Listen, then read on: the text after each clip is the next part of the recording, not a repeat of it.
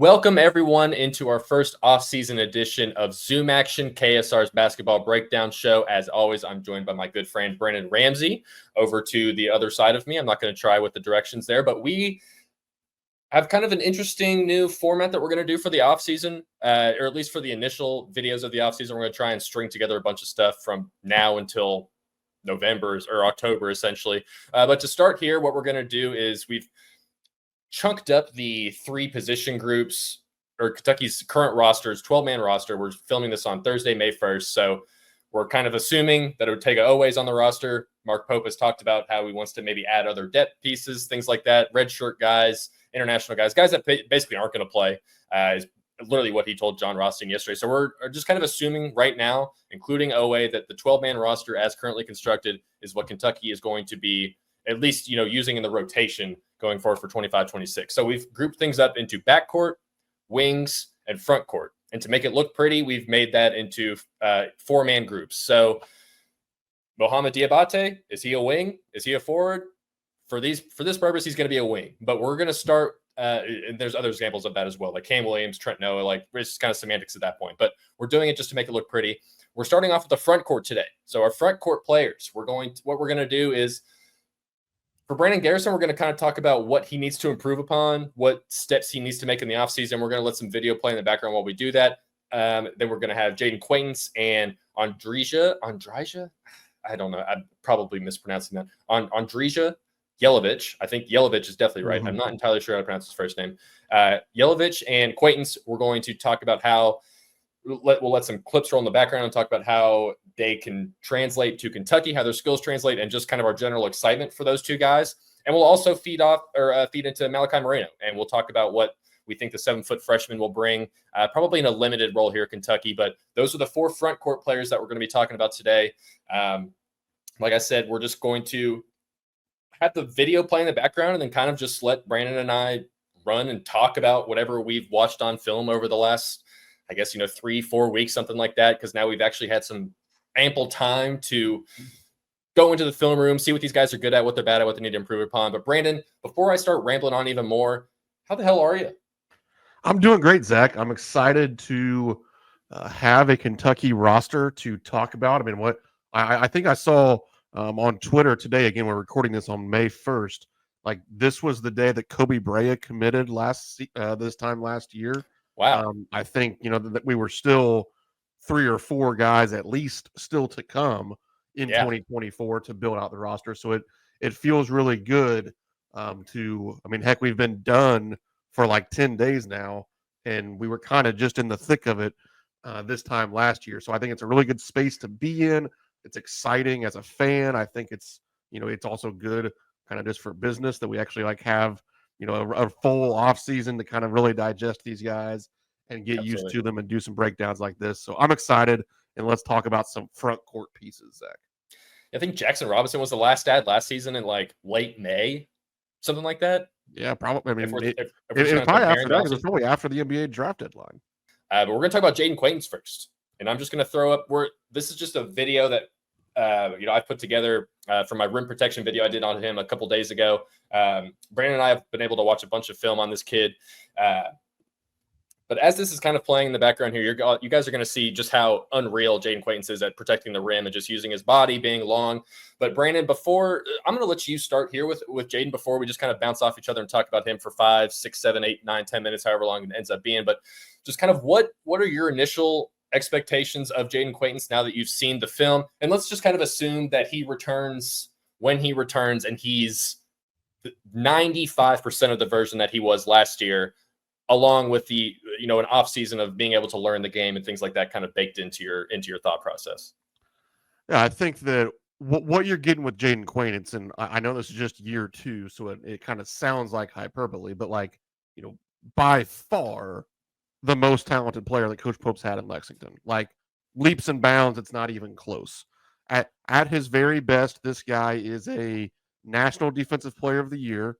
He's an All-American, and he's a top 5 NBA draft pick probably in 2026. Like that's the ceiling that we're talking about with Jaden Quaintance, and we'll get into some more of that. But talking about a ceiling, that's really easy to get excited about. I love what his floor is, because to me, his floor is pretty much what you saw last year. And that was one of the most dominant interior defenders in all of college basketball. This guy is an elite rebounder on both ends of the floor, which is something that, as Kentucky fans, that should be music to your ears. He's an elite rim protector, which once again, that should be music to your ears as a member of Big Blue Nation, because this is a guy that's going to erase some mistakes. Like Kentucky at different times last year wasn't very good defensively, and they weren't very good kind of on the back end of being able to erase any of those mistakes at the rim. Because Amari Williams, like his rim protection from Drexel, quite frankly, just didn't quite translate to Kentucky. This is a guy that's already done it in the Big 12. Like I don't have any worry about everything that we saw Jaden Quaintance do as a 17-year-old at Arizona State. He's going to do just fine now as an 18-year-old in the Southeastern Conference. So obviously, the question mark is the knee. Is he healthy? Does he have the same pop that he had before the surgery? All that kind of stuff. But you asked me to talk about what it would be like if he's kind of what we saw from Jaden Quaintance last year, what we knew of him as a prospect coming into college. If he is that version of himself, then you have a really, really special player coming to Lexington next season. Yeah, so we had the weird thing last year where Amari Williams and Brandon Garrison just sometimes would refuse to kind of block shots when guys were coming their way. I still don't really know if that was just a coaching thing, like maybe trying to get them to avoid fouls. Maybe they just didn't trust them to do that type of stuff. I will personally run down on the floor and yell at Coach Pope if he does the same thing with if Jaden Quaintance starts doing the same thing, because this kid does not do any.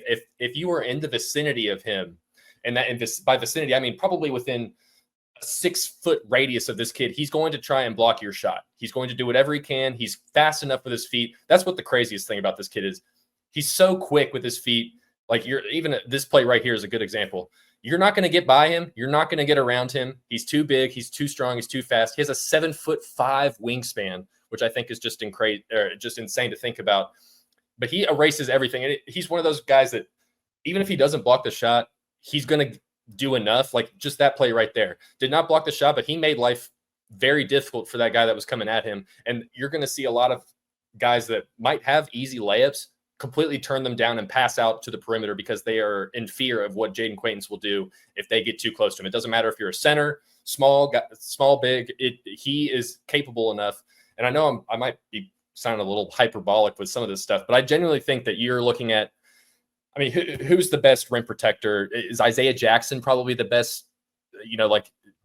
Is he the last real rim protector Kentucky's had? Would you say? Is there someone that comes to mind? But probably, before? Yeah. That seems probably Isaiah Jackson. And I do have what I love doing is a lazy Kentucky comparison with some of these guys. Like, who do they kind of loosely remind me of that played at Kentucky, just to make it easier for fans to understand? I think Bam Adebayo defensively is you're getting some of that just defensive versatility where he can legitimately guard 1 through 5. Is quick and long and has a really good second bounce. We'll see how that, if that is still kind of the same thing with the ACL injury and all that stuff. But by all accounts, especially nowadays, kids are coming back from ACL injuries looking like, they nothing had happened, especially when they happen this young. So I'm just very, very excited about him in general. And that's just the defense stuff. I think the offense that's where you're talking okay, what is he going to be offensively? Because that's really where, you were talking about his floor, Brandon, his floor is this kid's going to make Kentucky's defense twice as good as it was last season. Mm-hmm. The ceiling, though, is if he can be anything, because really, from the games I watched, he was not that great on offense. He could kind of get to his spots a little bit, but just didn't really have a jumper on him. He was not trusted to shoot from outside. Just kind of, it's important to note that he was 17 playing his entire freshman season. He turns 18, I think, in June or July or something like that. So offensively, I think there's still a big work in progress there. And that's where the ACL injury, I think, really sucks, because you'd like to have that whole offseason to try and hone his skills. But he is a pretty decent playmaker. I'm not going to say a great playmaker just from what I've seen, but he has definitely all the chops and skills to fit that Mark Pope mold on offense. Just what do you think about his offensive skill set, and kind of how do you think that might translate to Kentucky? Yeah, I think that there's a few things I want to talk about with Jaden Quaintance on the offensive end of the floor. First off, and I love that you talked about it the way that you did in terms of, everything around him, he's going to try to block the shot, and how there, it's frustrating at times when you would watch Amari Williams almost back away from the guy to let them have a layup or whatever. And the exact same thing translates to the offensive end of the floor. Think about, I mean, heck, I remember sitting in my seat in Milwaukee, just like nearly having a seizure because Amari Williams wouldn't dunk the basketball against Troy. I promise you, to a man and woman, anybody listening to this, Jaden Quaintance tries to dunk every single ball when he has it. Like this dude, he's going to try to block everything. He's going to try to dunk everything. And that kind of level of nasty is what we were kind of looking for some guys last season. And I think it's something that you can really get excited about. But in terms of the skill, like, yeah, it was kind of raw last year because he was 17 playing in the Big 12. Like, that's quite literally unprecedented. I don't know if there's ever been a 17-year-old play high major basketball. It just doesn't really happen. Actually, if I can, well, not high major, guess how old Cam Williams was for most of last season? Was he 17? He was 17 for most of last. I don't think all season, but most of the season he was 17 as well. There we Just go. Just throwing that out there. That's for our wings, the wings thing. Yeah. But Quaintance is going to be comfortable, as you mentioned. He's going to be comfortable doing what Coach Pope asks of his forwards. He's going to be able to handle the ball kind of positionally out on the perimeter, getting into some zoom action, other handoffs, get stuff, all that kind of thing. He's going to be able to pass it a little bit. Like if there's a back door, things like that, he's comfortable hitting that. And then I think the space is going to really allow him to flourish because you saw at times, again, because he's so big and long and athletic, he can attack a closeout if an opposing big man is lazy with his footwork, coming out to, try to contest him as a passer or whatever. He can put it on the ground, 2 dribbles to his right and go and dunk it. Or he's a guy that can probably turn a drive into a post move in some space and go score. I think that he's a guy, he has enough footwork and ability to score with both hands inside that he'll be a guy you'll be able to run some things for, to throw it inside and score in the post. And, that's something that, I mean, honestly, even looking back to like Oscar Tshiebwe wasn't like this nasty back to the basket score. It was rim run. It was on the roll. It was on the short roll, and it was offensive rebounding. Like Jaden Quaintance is a guy where like you can run some shuffle cut stuff or diagonal screen the screener and like get the ball to him on the block and kind of let him go to work, both as a scorer and as a passer.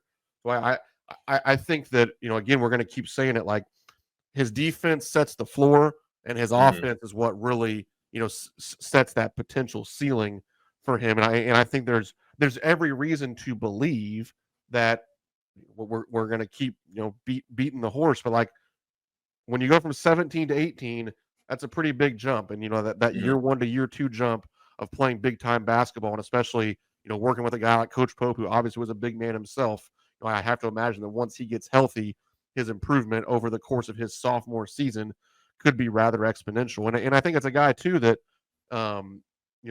if you have worries about the injury, like he does need to play in order to have like the NBA position that he wants to have. Like, sure, could he like milk it and hardly play and be the 36th pick? Probably so. But like, I don't think that's what this guy plans on being. Like, he wants to be a lottery pick. In order to be a lottery pick, he's going to have to come out and be, that borderline, all SEC, All-American type guy that we all believe he can be. So I think that he is going to be very motivated to get back from this injury, to be the best that he can be, and kind of prove to the world that, like, hey, no, like I really am a really special prospect, like some people thought that he could be out of high school. Yeah, it'll be just very interesting to see when the actual timeline to return is. Like, is it the November timeline that they're kind of at least projecting right now to maybe speak into existence, or is it maybe closer to December, January type situation? So some of that all factors into, just how Kentucky's entire season will play out. So we really won't know that until we get to that point. But another thing with Jaden is he just has so much more talent around him than he had at Arizona State. He had a lot of kind of like chucker type guys at Arizona State. I'm sure that just didn't help with his spacing and getting him into opportune situations. So that's another guy there. But Brandon, I'm going to go ahead and switch over. We're going to go to Jelavic here. And while I spend the next 15 seconds getting this video together, I'm going to let you just kind of ramble about your general thoughts on him to start with.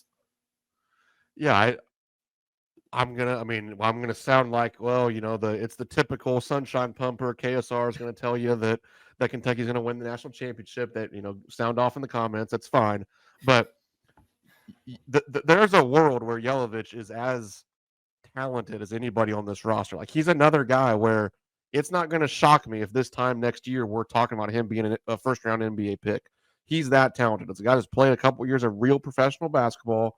He's a guy that can space the floor a little bit as a shooter. He's a talented passer. He is incredibly athletic. And, you know, Zach's going to touch on that quite a bit as well. Like, he is fast and fluid end to end. He moves his feet well laterally. He has some explosive pop to him vertically. He really checks all the boxes athletically. And I think too that coming from the Adriatic League, it's I've qualified it as like somewhere probably between like the 8th and 12th best league in the world. You know, he's used to playing against other grown men. Is he the most physical guy in the world? No, but he's used to being pushed around a little bit. Like, he can go catch him in the low block and he's not going to get pushed off of his spot. He can hold his own against an opposing 5-man, you know, in the post defensively and not get, you know, just buried underneath the basket. He's a really physical screener out on the perimeter. And I do think, and you know, a lot of people have talked about it, how if you could mold a Mark Pope skilled 4-man in a lab, it would look like Jelavic. I mean, there is a little bit to that. And I know, Zach, you want to talk about some of his defensive ability as well. But I mean, this guy offensively, he checks every box you could want in terms of that skilled 4 position that Kentucky, you know, maybe at times was missing a little bit with last year's roster. To me, he brings a lot of that Andrew Carr skill level, probably even takes it up just a notch, because he also has like Grant Nelson level athleticism. So, you know, when you pair those two guys, you can get pretty excited. Yeah, that was going to be my first point. Is he's probably already more skilled right now than Andrew Carr is.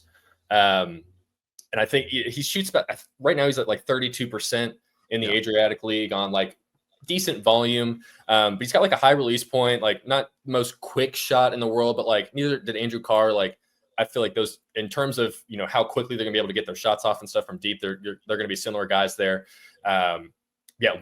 This kid loves to run the floor. And he can do it with the ball in his hands. He's probably faster with the ball in his hands, which just seems crazy. Look at him right here. Here he goes. Like, that's him running at like half speed as well. Number 4 in pink there. But he's just so fluid and so mobile for someone his size that the defense is actually what really caught me off guard when I was watching all these clips. Like, here's a play right here where you're just going to see he's good at switching. He just knows where to be at times.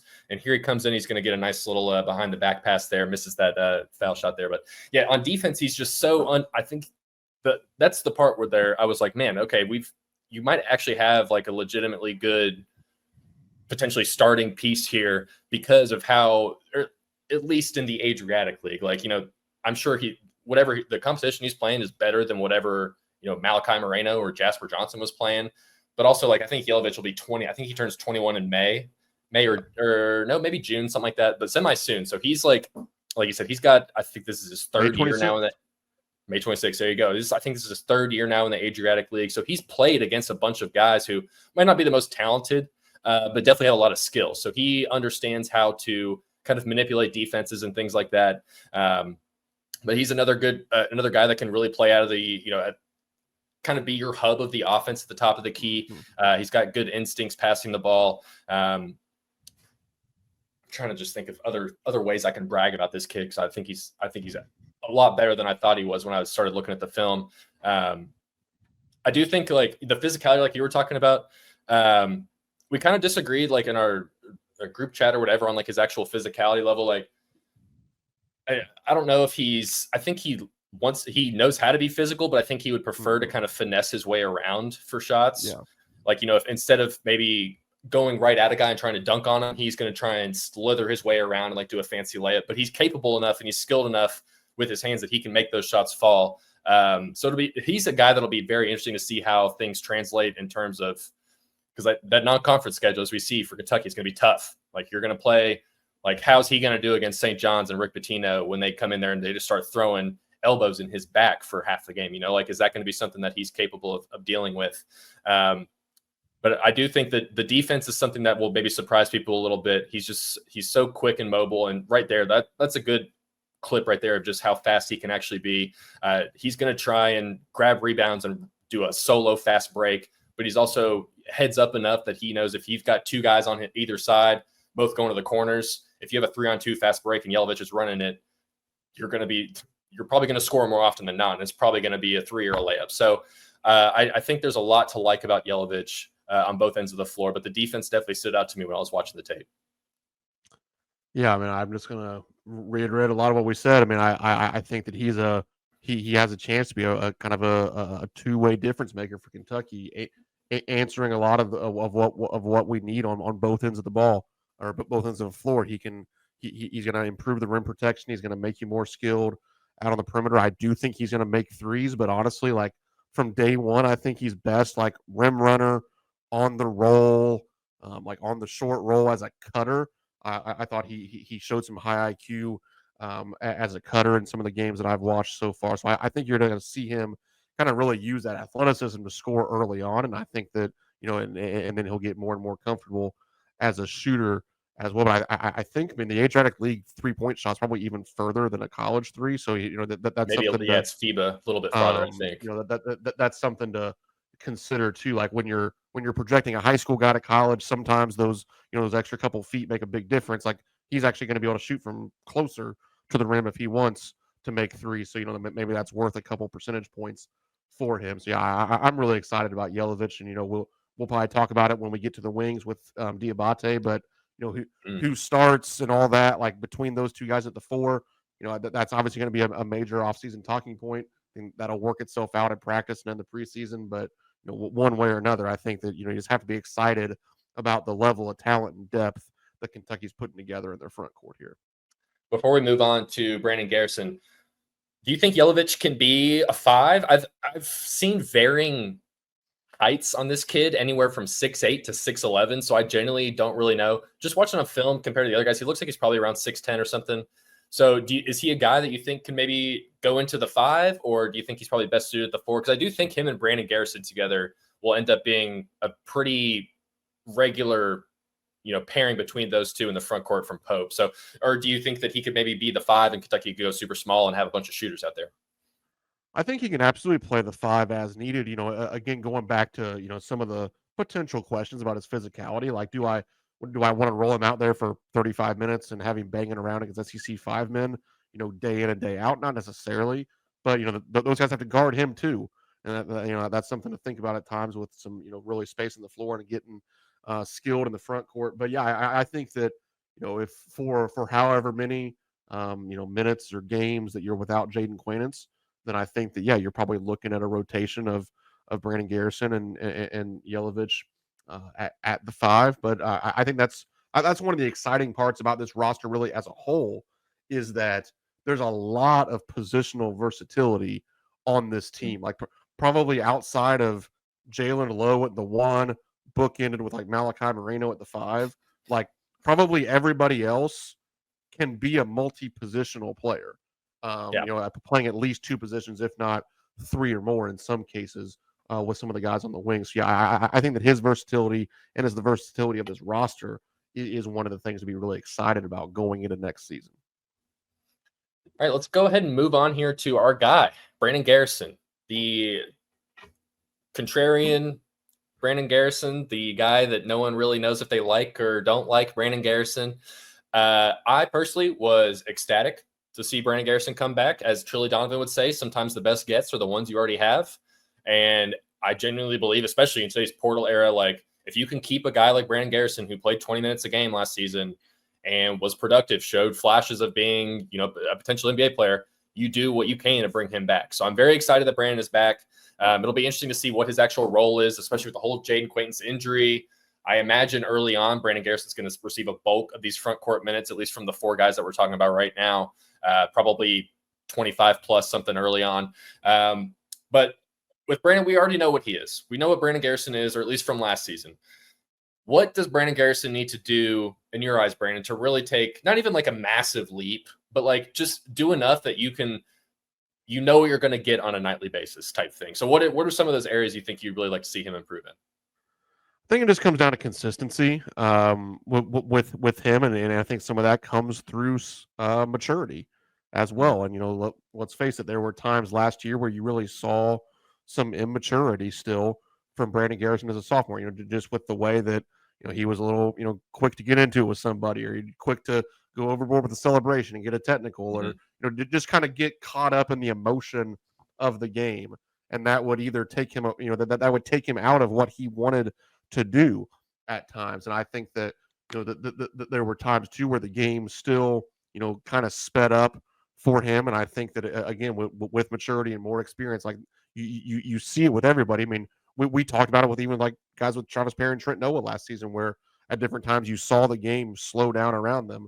And I think that's still to come a little bit for Brandon Garrison. So I think that in terms of just kind of becoming more reliable next year, it's just maturity and consistency. But I'm a huge Brandon Garrison fan. I think that his upside is as high as anybody on this team, because there are so many things from an evaluator standpoint that he did that, like, there's just like there weren't other guys on Kentucky's teams that were doing these things. There's not other guys in the SEC that are doing these things in terms of like what he can do on the rim run, in terms of catching it, no dribble, going up and finishing. Like, I'll be honest, like that, Amari Williams couldn't have done some of that stuff like 5-on-0 in a gym by himself, and Brandon Garrison makes it look easy. He's a really good ball screener. Like, he just has like this really weird innate ability to understand angles and timing and positioning in the pick and roll that I think can be big going forward. And I think the two, I mean, we were hard on him as Kentucky fans and for two reasons. One, Amari Williams was so special, and what he did as a playmaker. Then you split minutes with Brandon Garrison, and you kind of want the same level of playmaking. It's like, hey, there's only one Amari Williams in all of college basketball, and it wasn't fair to kind of grade him on the Amari Williams curve. And then secondly, and this is something that I tried to explain to everybody at times last year and going into this year, like, most teams backup 5-man, they are not asked to do anything other than not completely screw it up. Like, that they are told to stand in the dunker spot, stay out of the way, and if I hand it to you, please dunk it. And we asked Brandon Garrison to essentially be poor man's Amari Williams. So that's why there are some mistakes, is because he's actually being asked to do something. Again, most other backup 5-men are asked to do nothing other than eat minutes. That's even at the highest levels. That's true. So I think that, because we asked him to do so much, you saw some flashes of greatness. And you saw some kind of, it's like, oh my gosh, like, what are you doing?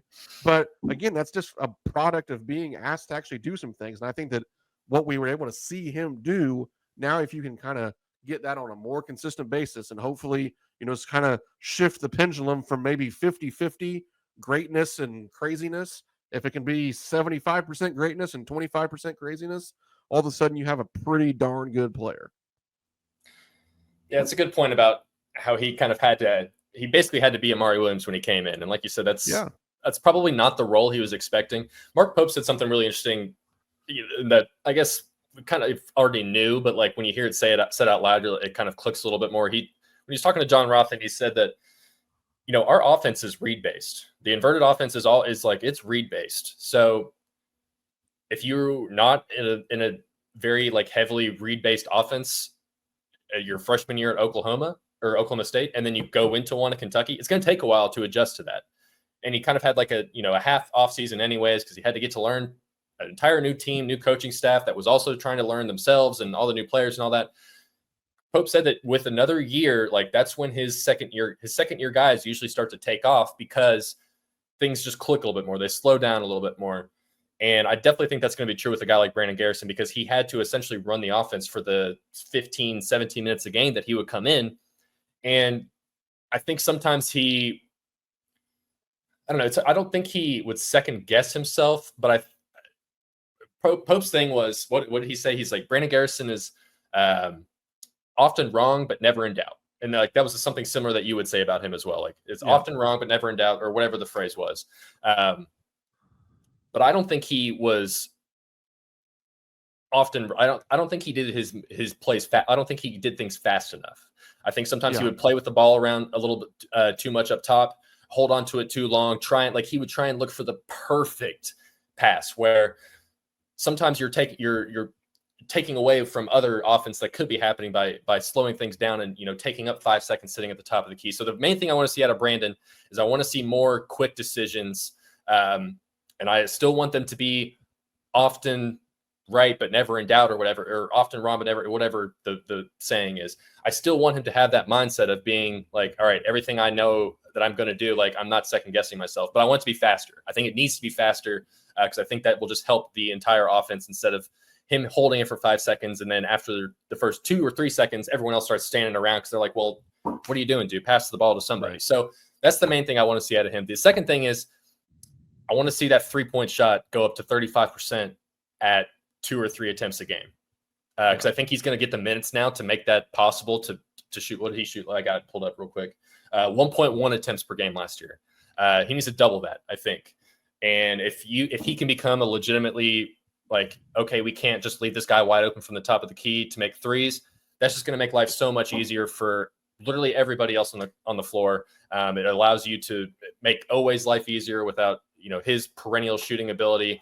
And then you got, like we've talked about, Jelavic and Quaintance, like those guys are going to love being able to eat up some more open space in the middle. So I think those are the two main things I want him to see, just be faster with the decision-making, and he's got to get better making more threes. Pope was very adamant that he's already shown a lot of progress so far in the offseason. We see all the Instagram videos he's been working in the gym, I know, and all that. I don't want him to lose like his flair, his aggressiveness, like, because I think that is part of his personality. But like you're saying, like, it is fun when he's going out and barking at all the Louisville players, but there is a point where you're like, all right, we still need to be zoned in a little bit. And I think he does get a little bit distracted at times with some of the talking and the jawing that can go on the floor. But I think that's something that can be easily fixed. So I do think we're in for a pretty sizable leap from Brandon Garrison. I don't know what that looks like. Like, is he going to be a 10-7 type guy, like averaging a block or 2 a game? I really don't know. But like some of these clips you're seeing right here, like the guy loves to rim run. There's like, we saw some instances last season where Amari Williams and Andrew Carr were running, like the 2 bigs running the fast break. You're going to see that with Jelavic and Brandon Garrison, and maybe even with Jaden Quaintance whenever he gets healthy. So you're going to have some of that similar flavor again next season. We're big Brandon Garrison fans here. I think it was very important to keep him. But Brandon, unless you got any other little thoughts on BG, and we know what BG is. So anything else you want to touch on him before we kind of move ourselves over? No, I don't think so. I mean, I think that one of the things probably to touch on, and we sort of mentioned it without mentioning it, but Kentucky has just improved their playmaking across the board so much this offseason that I don't think you're going to have to rely on him to play that Amari Williams role as much, because I just don't. Mm-hmm. Yeah, I mean, I actually think Brandon Garrison's a really good passer. It just, he wasn't Amari Williams, so it felt like that it was a step down. I think he's a really good passer, but now, Jaden Quaintance can take some of that. When he's back, or certainly Jelavic is going to be able to take some of that. Mohamed Diabate is going to be able to take a lot of that.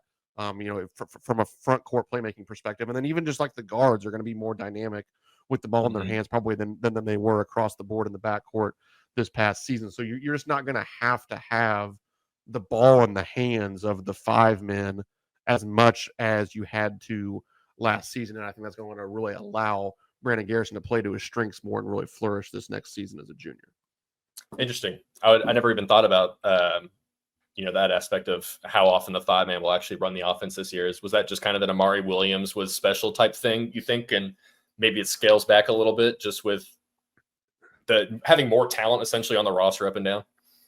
I think so. I mean, it's obviously it's a part of the Coach Mark Pope offense, like inverting things a little bit, getting those forwards out of the paint, giving you room around the basket, letting and getting skilled guys that can fill those roles is absolutely part of what he does. But I don't think it's like so formulaic as, hey, whatever 5-man we have, like whether it's Amari Williams or Jaden Quaintance or Brandon Garrison or Jelavic, like I don't think that it's all the exact same amount of ball handling. Like Jalen Lowe is a incredibly dynamic ball handler and playmaker. He was talking about it today with John Rothstein about how he wants to kind of super speed the offense with Jalen Lowe and all these things. Like, well, that probably means less ball handling for the big men. And with some of the, with Denzel Aberdeen and some of these guys that can be secondary playmakers now that are in the lineup, like, well, if they're handling the ball, the front court guys aren't handling the ball, and that's not necessarily a bad thing. So I do think that you'll see probably more backcourt ball handling than front court ball handling this year, maybe as a little bit of a switch from last season's offense. which is good because Jalen Lowe is awesome, I think. So I'm excited to talk about him when we get to our backcourt segment later. But let's go ahead and just do a little bit of Malachi Moreno talk. So we won't spend too much time on our guy Malachi. 7-footer, great crossing, top 30 recruit.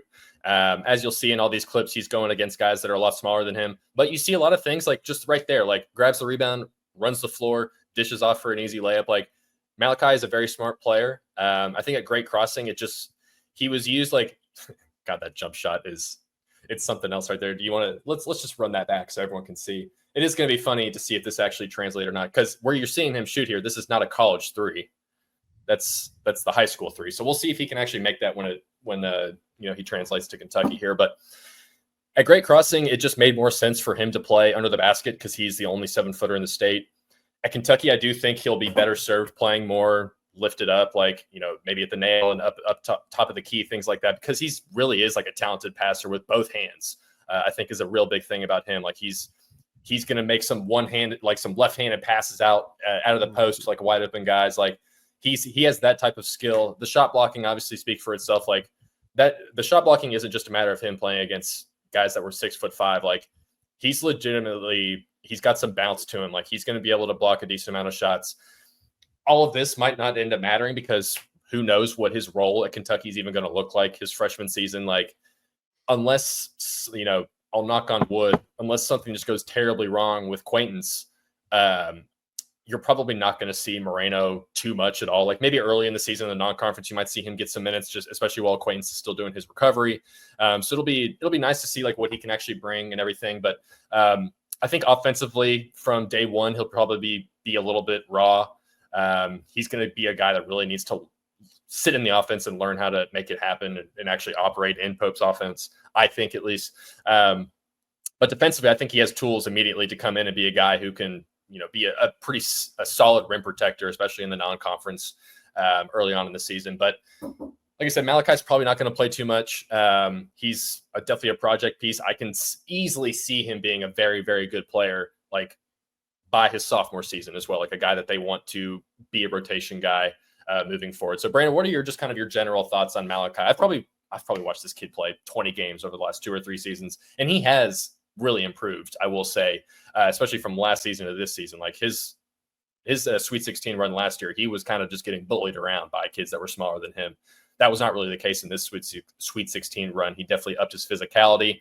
I think that was important to him. So he's got a lot stronger, a lot smarter, but still it's going to be kind of a transition for him, I think.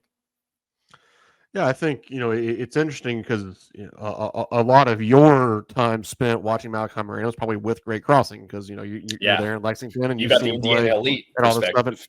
And then like I see him play with Indiana Elite because, he was playing with Braylon Mullins and all those guys and, guys that I cover here in Indiana. So I watched him play at, some of the highest levels of AAU basketball and hold his own. I mean, I was out in Rock Hill last year when him and Indiana Elite played for the 3SSB national championship. I mean, that they made it to the championship game, and he was a big part of that run because of a lot of the things you're saying. And he is very, very skilled. And when you say that about him, it's not so much skilled as in, he's going to stretch the floor and make 53s. That's not the skill we're talking about, but it's skill in terms of those front court guys that Mark Pope likes, guys that can handle the ball out on the perimeter a little bit and, get you into handoff and zoom action.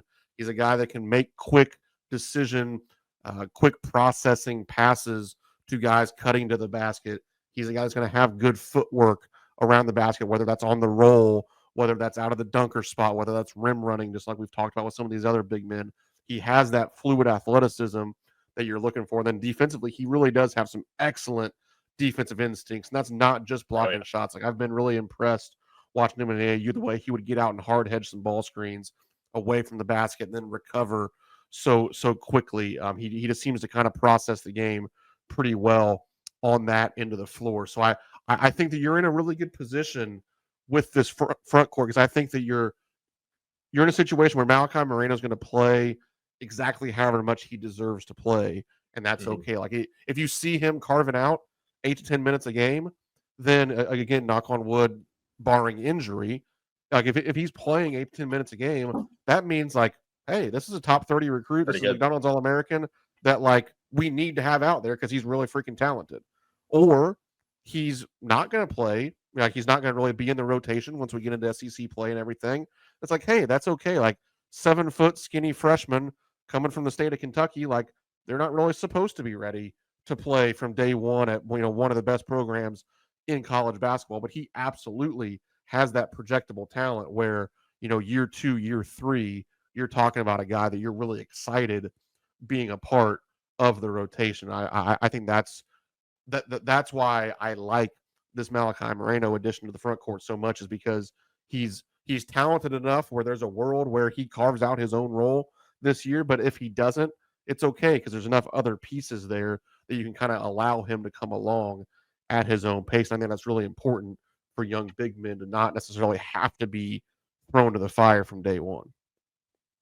Yeah, and he's definitely going to be a great backup piece, especially if they need him. I think he'll be able to fill in whatever small role. I'll be a little more hesitant if that role gets a little bit bigger. But just kind of to recap here, or wind down everything. Diabate, we probably could have included him in this because he's probably going to end up playing more of the 4 than anything else. But like we said, just to make things pretty, we did a 4-man each thing. So we'll talk more about Diabate when we get to the wings, and we'll really go in depth on him. So he's actually the one guy I haven't really done like extensive film research on yet. So I'm excited to actually see kind of what he can do on both ends of the floor, because he's not like a big stats guy. So it's kind of hard to tell exactly what he, brings from the table just looking at his basketball reference page. But just Brandon, let me get your just kind of final thoughts here on the front court as a whole. Like, and you can even group Diabate in here just for the purpose of the exercise here.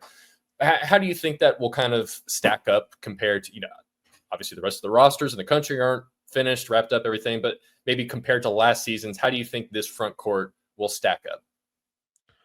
I think you've certainly gotten more talented, and I do think that probably even positionally and kind of going through the depth chart probably fits what Coach Pope wants to do, even as much or more than last season. And I think thinking about Diabate, the reason that it makes sense to couple him for the into the wings for the sake of this exercise is that even though I think he's going to primarily play the 4, he plays it more like a wing plays it, as opposed to like these guys. Yeah, like these guys play more like forwards play the positions. So, I think if you're looking at the depth chart, you're going to see probably a pretty clean split when everybody's healthy and available. I could see it being, kind of 20 minutes, Quaintance and Garrison. Then I could see it being 20 minutes and 20 minutes of Jelavic and Diabate. And I think that's a really good position to be in, especially, and those guys can, slide around. Like you'll get some, Quaintance and Jelavic playing together, or you might even see, some times where Diabate slides down to the 3 and you get bigger and you play, a Jelavic and a Quaintance or whatever at the 4 and the 5. But I think there's some exciting versatility with these guys. There's some exciting skill with these guys. And I think that especially, again, coupling in now Diabate a little bit, but with him, with Jelavic, with another year of Garrison, with Quaintance, like the defensive side of the ball, that's where I think you're really going to see this team take a step forward, because, let's face it, Andrew Carr had some severe limitations in what he could do defensively. Health limitations as well. Yeah, and some of them weren't even his fault. And then, Amari Williams was an elite rebounder, which is a part of defense, and that's why he was a good defender. But it kept him from being a great defender because he had some issues, I think, in other aspects of the game defensively. But I think that you're really going to see this team take a step forward on the defensive side of the ball in terms of the rim protection that you're going to get from this grouping. Yeah, I definitely think Kentucky will be one of the better shot blocking teams in the country. There are ways that can go wrong, like, Jelavic, the transition can maybe be rocky for him. Maybe the physicality of playing against, especially these non-conference teams that are going to be the high majors like Kentucky has. Maybe that throws him off. Quaintance's injury drags on. He's not the same guy when he comes back. Brandon Garrison doesn't really take the leap. Like, there are ways that can all kind of go wrong, but just from what we've seen so far and what we've seen on the film and what you see on paper and what you hear, it definitely sounds like Kentucky's got a very solid collection of talent. It should be an upgrade from last year on the front court. I would love to have Amari Williams back for another year, but I think Kentucky is perfectly fine with how they have replaced things. And if Jaden Quaintance can come back and I think that's a lot of what the front court just comes down to. Like, if he can come back in early December and look like he didn't skip a beat, then we can start dreaming, I think, of some big goals. And we'll talk about, how the wings and the backcourts and all the backcourt guys all fit into this equation over the next couple of weeks. But Brandon, I think that'll put a cap on everything here. Obviously in my head, I had a 30-minute time frame. I look up at the time right now, it says 46 minutes. So hopefully I think we'll be able to cut out a minute or two of that, but that's just how it goes over here at Zoom Action. We just like to chit chat and talk until our mouths are dry. So Brandon, we will do this again next week. We'll pump out another episode, but in the meantime, go Cats. And Nick Roush always says, go Kroger.